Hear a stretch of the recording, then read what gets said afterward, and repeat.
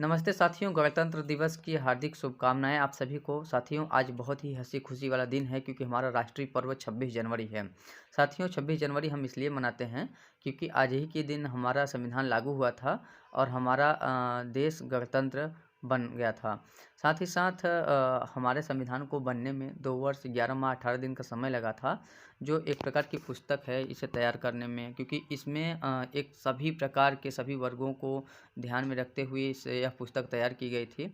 और भारत में जितने भी कानून हैं इसी से निकल कर आते हैं, इसी के बाद लागू होते हैं। और इसमें एक संविधान की आत्मा है जो पूरे संविधान को एक ही कुछ शब्दों में पिरो कर रख देता है, जिसमें सभी लोगों का भी ध्यान रखा जाता है। तो मुझे बहुत अच्छा लगता है कि संविधान के कुछ नियम कानून हैं जो लोगों पर लागू होते हैं। कहीं न कहीं लोगों को इस कानून का पालन करना चाहिए, लेकिन कुछ लोग हैं आज भी निजी स्वार्थ के लिए, चाहे शासन हो, चाहे प्रशासन हो, चाहे जनता हो, कहीं न कहीं वो अपने निजी स्वार्थ के लिए इस कानून को भूलते जा रहा है और इससे हमारी संविधान की आत्मा काफ़ी दुखित है। तो साथियों, आप सबके सहयोग रहा तो हम इस संविधान की आत्मा को बचा कर संजो कर रख पाएंगे। अन्यथा की दशा में यदि संविधान की आत्मा को दुख पहुंच रहा है तो हम सब कभी सुखी नहीं रह सकते हैं। तो आप सबसे यही कहना था और हमें बड़ा उम्मीद है कि आप सब एक हंसी खुशी का पर्व हंसी खुशी के साथ मनाएंगे। तो मिलते हैं और दिखाते हैं आपको कि क्या है ये संविधान की उद्देशिका। आप भी देख लीजिए और इसे संजो कर रखने का प्रयास कीजिए। तो साथियों, चलते हैं संविधान की उद्देशिका क्या है देखते हैं। साथियों, इसे आज बचा कर रखने का दिन आ गया है।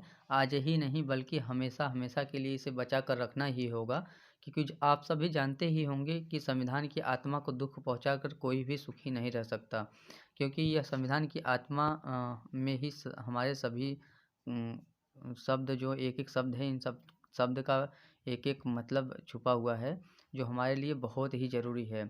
इसे आप ध्यान से समझेंगे तो यह समझेंगे कि जो भी चीज़ें आज हो रही हैं या नहीं होनी चाहिए, वो सब कहीं न कहीं संविधान की आत्मा को दुखित कर रही हैं और यह हमारे लिए बहुत दुःख की बात है।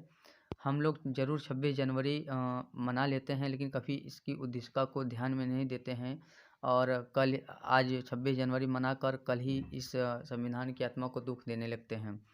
तो शासन, प्रशासन व जनता तीनों लोग से मुझे यह गुजारिश है कि कम से कम आप लोग एक बार इस संविधान की उद्देशिका आत्मा को पढ़ें, एक बार दोहराएं यदि दोहराने की ज़रूरत है, क्योंकि कहीं न कहीं यह आत्मा बहुत दुखी है और यह बहुत ही हम लोगों के लिए दुःख की बात है।